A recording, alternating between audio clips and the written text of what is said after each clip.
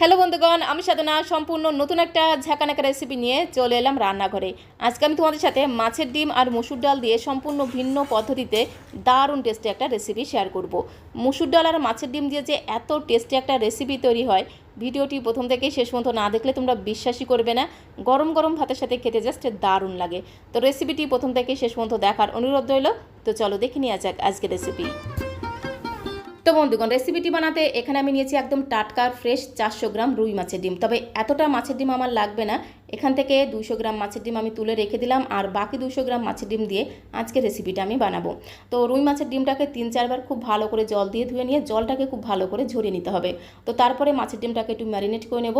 তার জন্য দিতে হবে সামান্য পরিমাণে লবণ, সাথে দিতে হবে সামান্য পরিমাণে হলুদের গুঁড়ো, পরিমাণ মতো একটুখানি দিয়ে দেবো কাশ্মীরি লাল লঙ্কার গুঁড়ো। এতে কালারটা কিন্তু দুর্দান্ত হবে। আমি তো কাশ্মীরি লাল লঙ্কার গুঁড়ো দিলাম, তোমরা চাইলে কিন্তু ঝাল লঙ্কার গুঁড়োটাও দিতে পারো, তাতে কোনো সমস্যা নেই। তার সাথে দিতে হবে লেবুর রস। এখানে আমি গন্ধরাজ লেবুটা নিয়েছি, তোমরা চাইলে কিন্তু পাতি লেবুর রসও দিতে পারো, বা যে কোনো লেবুর রস দিয়ে মাছের ডিমটাকে একটু ম্যারিনেট করলে মাছের ডিমের যে আঁশটে গন্ধটা, সেই গন্ধটা কিন্তু অনেকটাই চলে যায়, যার কারণে মাছের ডিমটা খেতেও ভালো লাগে। তো একটু নুন, হলুদ, কাশ্মীরি লাল লঙ্কার গুঁড়ো, তার সাথে একটু লেবুর রস দিয়ে খুব ভালো করে চটকে চটকে মাছের ডিমটাকে মেখে নিতে হবে, যাতে মাছের ডিমের মধ্যে কোনো রকম বড় দলাভাব না থাকে। খুব ভালো করে একদম মিহিভাবে মাছের ডিমটাকে মেখে নেব। আর আজকে আমি তোমাদের সাথে যে পদ্ধতিতে মসুর ডাল আর মাছের ডিমের রেসিপিটা শেয়ার করছি, এইভাবে তোমরা একবার রান্না করে খেয়ে দেখতে পারো।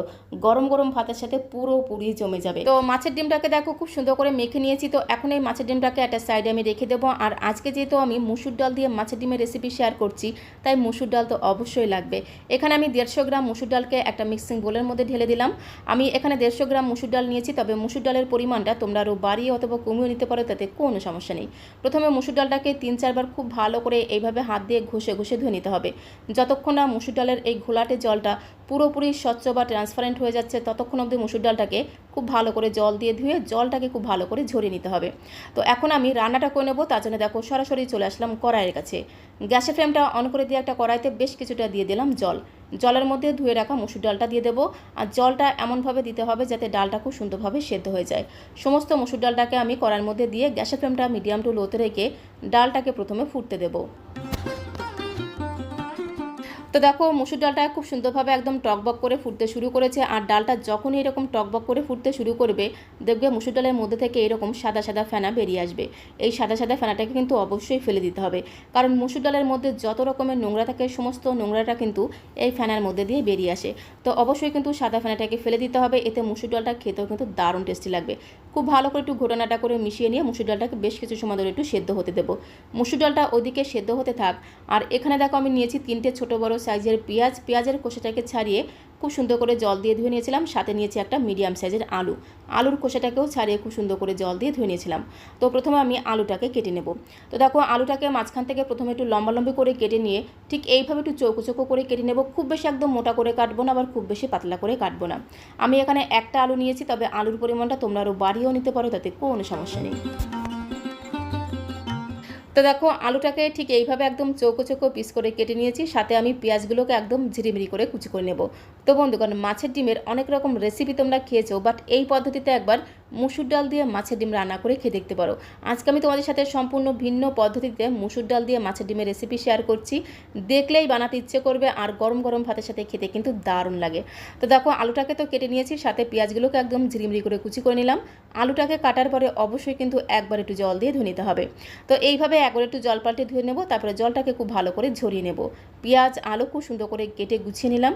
আর এদিকে দেখো মসুর ডালটাও কিন্তু খুব সুন্দরভাবে সেদ্ধ হয়ে গেছে। গ্যাসের ফ্লেমটা মিডিয়াম টু লোতে রেখে 3-4 মিনিট রেখে দিলেই দেখবে মসুর ডালটা কিন্তু খুব সুন্দরভাবে সেদ্ধ হয়ে যাবে। তো তারপর একটা গোল হাতার সাহায্যে খুব সুন্দর করে ঘোটানাটা করে মসুর ডালটাকে একটু ঘুটে নিতে হবে। আমি তো গোল হাতার সাহায্যে ঘুটে নিলাম, তোমাদের কাছে যদি ঘুটনি থাকে অবশ্যই ঘুটনির সাহায্যে খুব ভালো করে মসুর ডালটাকে ঘুটে নেবে। আর মসুর ডাল যত ভালোভাবে ঘোটা হবে, খেতে কিন্তু ততটাই টেস্টি হবে।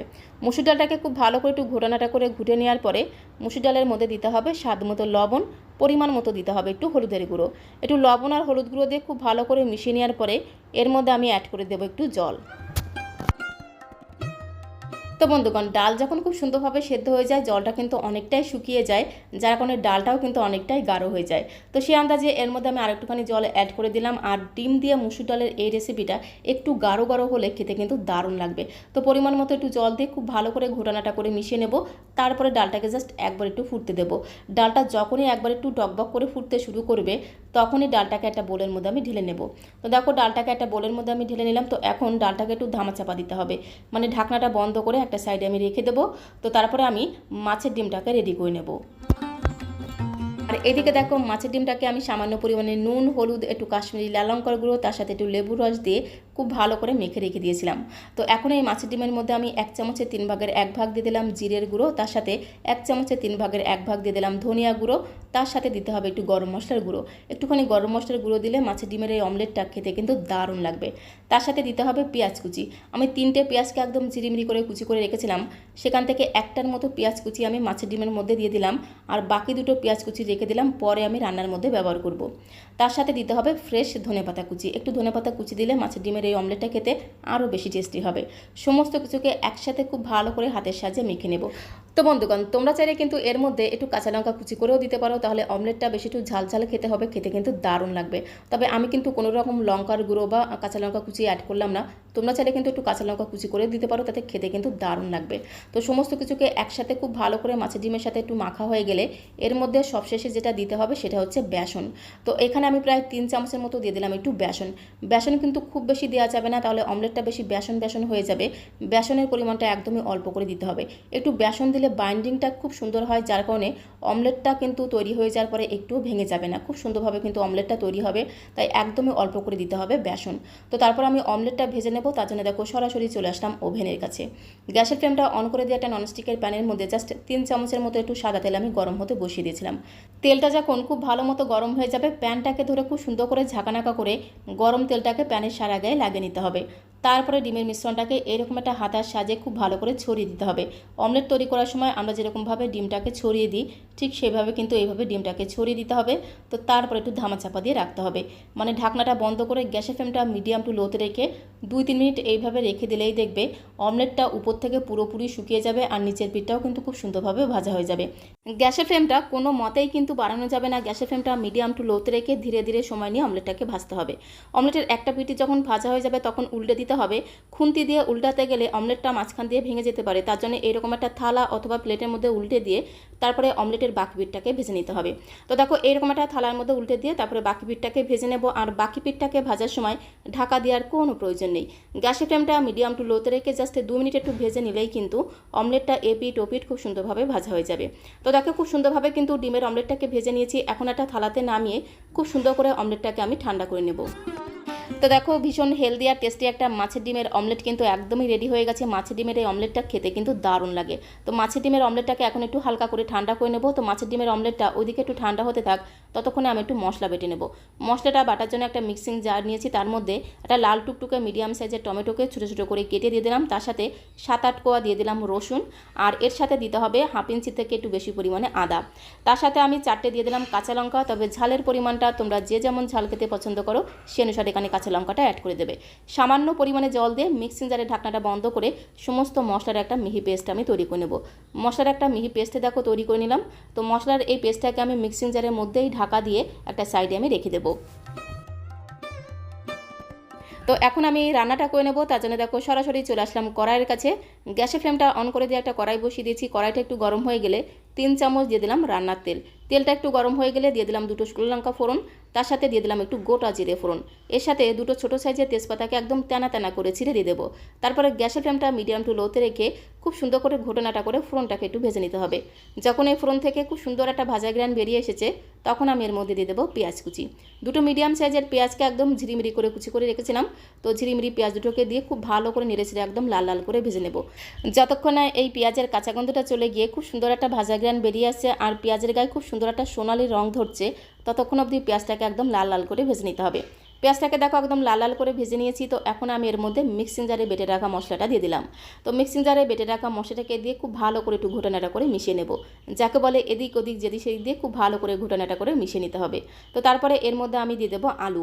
একটা মিডিয়াম সাইজের আলুকে খোসা ছাড়িয়ে ঠিক এইরকম করে একটু চৌকো চৌকো করে ছোটো ছোটো করে কেটে নিয়েছিলাম।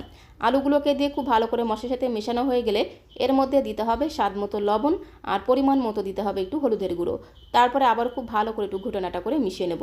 মুসুর ডাল আর ডিমের এই রেসিপিতে একটু আলু দিলে গরম গরম ভাতের সাথে মেখে খেতে দারুণ লাগবে। তো তার জন্য আমি একটা আলু দিলাম, তবে আলুটা কিন্তু সম্পূর্ণ অপশনাল, তোমরা চাইলে দিতে পারো বা নাও দিতে পারো। তো আলুর পিসগুলোকে দিয়ে খুব ভালো করে মশলার সাথে মেশানো হয়ে গেলে ঢাকা দিয়ে গ্যাসের ফ্লেমটা মিডিয়াম টু লোতে রেখে বেশ কিছু সময় ধরে মশলাটাকে একদম ভাজা ভাজা করে ভেজে নিতে হবে। যতক্ষণ না আদা রসুনের কাঁচা গন্ধটা চলে গিয়ে খুব সুন্দর একটা ভাজা গ্রান বেরিয়ে আসছে, ততক্ষণ অবধি মশলাটাকে খুব ভালো করে ভেজে নেব। এতে মশলাটাও খুব সুন্দরভাবে কষানো হয়ে যাবে, সাথে সাথে আলুটাও কিন্তু একেবারেই নরম হয়ে যাবে। একটা আলু তোমাদের একটু চেপে দেখিয়ে দিলাম, দেখো আলুটা কত সুন্দর নরম হয়ে গেছে। তো মশলাটাকে এইভাবে খুব ভালো করে কষানো হয়ে গেলে এর মধ্যে রেগুলার কিছু গুঁড়ো মশলা অ্যাড করে দেবো, একদমই সামান্য গুঁড়ো মশলা অ্যাড করতে হবে। দিয়ে দিলাম 1 চামচের 4 ভাগের 1 ভাগ জিরের গুঁড়ো, তার সাথে দিয়ে দিলাম 1 চামচের 4 ভাগের 1 ভাগ ধনিয়া গুঁড়ো, সাথে দিতে হবে একটু কাশ্মীরি লাল লঙ্কার গুঁড়ো। এই কাশ্মীরি লাল লঙ্কার গুঁড়োটা আমি সবসময় কালারের জন্য ব্যবহার করি, তোমরা চাইলে দিতে পারো আবার নাও দিতে পারো। তার সাথে সামান্য পরিমাণে জল দিয়ে গ্যাসের ফ্লেমটা মিডিয়াম টু লোতে রেখে আরও বেশ কিছু সময় ধরে মশলাটাকে খুব ভালো করে কষিয়ে নেব। আর এই মশলা যত ভালোভাবে কষানো হবে রান্নার স্বাদ আর গন্ধ ততটাই বেড়ে যাবে। মশলাটাকে আরও বেশ কিছু সময় ধরে খুব ভালো করে দেখো কষিয়ে নিয়েছি, মশলা থেকে খুব সুন্দর একটা ভাজা গ্রান বেরিয়ে এসেছে। তো এখন আমি এর মধ্যে ডালটাকে ঢেলে দেবো। ডালটাকে আগেই আমি সেদ্ধ করে রেখেছিলাম, ডালের মধ্যে নুন হলুদ দিয়ে রেখেছিলাম। তো ডালটাকে দিয়ে সমস্ত কিছুর সাথে খুব ভালো করে ঘুটানাটা করে মিশিয়ে নেব। ডালের ঘনত্বটা তোমরা যদি এর থেকে একটু পাতলা খেতে চাও তাহলে এই সময় অবশ্যই কিন্তু গরম জল অ্যাড করবে। তো এর মধ্যে আমি আরেকটুখানি গরম জল অ্যাড করে দিলাম, যেহেতু ডালটা বেশ অনেকটাই গাঢ় হয়ে গেছে তাই আরেকটুখানি গরম জল অ্যাড করে দিয়ে খুব ভালো করে মিশিয়ে নেব। মাছের ডিমের অমলেটটা যখন এই ডালের মধ্যে দেবো ডালটা কিন্তু আরেকটু টেনে যাবে, তো সেই আন্দাজে আমি এর মধ্যে আরেকটুখানি গরম জল অ্যাড করে দিয়ে খুব ভালো করে মিশিয়ে নেওয়ার পরে 3টে চেরা কাঁচা লঙ্কা দিয়ে দিলাম। আরও একবার ডালটাকে খুব ভালো করে ঘোটানাটা করে মিশিয়ে নেব। তারপরে ডালটাকে বেশ কিছু সময় ধরে একটু ফুটতে দেবো। ডালটা ওইদিকে ফুটতে থাক, ততক্ষণে আমি মাছের ডিমের অমলেটটাকে একদম পিস পিস করে কেটে নেব। মাছের ডিমের অমলেটটা কিন্তু খুব সুন্দরভাবে ঠান্ডা হয়ে গেছে, একটু হালকা করে ঠান্ডা করে নিয়ে তারপরে এইভাবে কেটে নিতে হবে, তাহলে দেখবে কেটে নিতে সুবিধা হবে। একটু হালকা গরম থাকতে থাকতে মাছের ডিমের অমলেটটা বেশ একটু সফট থাকে, কেটে নিতে সুবিধা হয়। মাছের ডিমের এই অমলেটটা এইভাবে শুধু মুখে খেতেও কিন্তু দারুণ লাগে।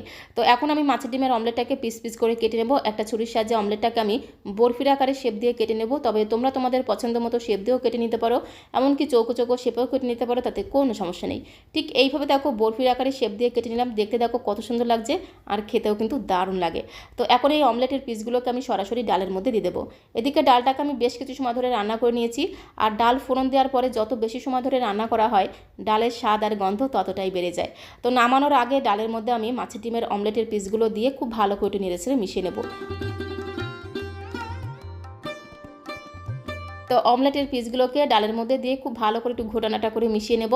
আর নামানোর আগে এর মধ্যে যেটা দিতে হবে সেটা হচ্ছে একটু ফ্রেশ ধনেপাতা কুচি, তার সাথে দিতে হবে একটু স্বাদ মতো চিনি। 1 চামচে 3 ভাগের 1 ভাগ আমি চিনি দিয়ে দিলাম। একটু চিনি দিলে স্বাদের ব্যালেন্সটা ঠিকঠাক থাকবে, রান্নাটা খেতেও কিন্তু দারুণ লাগবে। তার সাথে সামান্য পরিমাণে দিতে হবে একটু গরম মশলার গুঁড়ো। একটু গরম মশলার গুঁড়ো দিলে রান্নার স্বাদ আর গন্ধ আরও দ্বিগুণ বেড়ে যাবে। তবে গরম মশলার গুঁড়োটা কিন্তু খুব বেশি দেওয়া যাবে না, একদমই অল্প করে দিতে হবে। তো গরম মশলার গুঁড়ো, ধনেপাতা কুচি আর স্বাদ মতো চিনি দিয়ে খুব ভালো করে মেশানো হয়ে গেলে ঢাকা দিয়ে গ্যাসের ফ্লেমটা মিডিয়াম করে দিয়ে জাস্ট 2 মিনিট একটু রান্না করে নিতে হবে। এতে ধনেপাতাটা বেশ একটু নরম হয়ে যাবে, সাথে সাথে এই ডিমের অমলেটটাও বেশ একটু নরম হয়ে যাবে, খেতে কিন্তু দারুণ লাগবে। তো দেখো গ্যাসের ফ্লেমটা বন্ধ করে দিলাম। স্বাদে গন্ধে ভরপুর মাছের ডিম দিয়ে মুসুর ডালের রেসিপিটা একদমই রেডি হয়ে গেছে, যেটা গরম গরম ভাতের সাথে খেতে লাগে অসাধারণ টেস্টি। এখন একটা বোলের মধ্যে আমি সার্ভ করে দেবো। সার্ভ করতে করতে তোমাদের কাছে রিকোয়েস্ট করব, আজকের রেসিপিটি তোমাদের কাছে কেমন লাগলো অবশ্যই কমেন্ট বক্সে লিখে জানিও। ভালো লাগলে একটা লাইক আর শেয়ার করে দেওয়ার অনুরোধ রইল, আর নতুন বন্ধু হয়ে থাকলে চ্যানেলটিকে সাবস্ক্রাইব করে দিয়ে পাশে থাকার অনুরোধ রইল। তো আজকের মতো এই পর্যন্ত, সবাইকে অসংখ্য অসংখ্য ধন্যবাদ।